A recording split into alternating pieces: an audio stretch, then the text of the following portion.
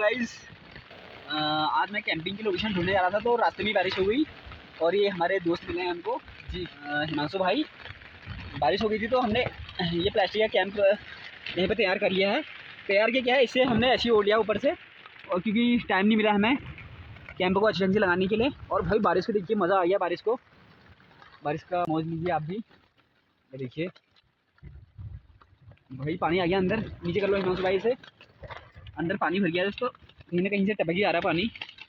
और हमारे हिमांशु भाई काफल का मौज ले रहे हैं। काफल ले सकते हैं आप, आज खाने के लिए हमारे पास काफल हैं, मज़ा आ रहा है, मज़ेदार। हिमांशु भाई मज़ा आ गया, बहुत मजा आया।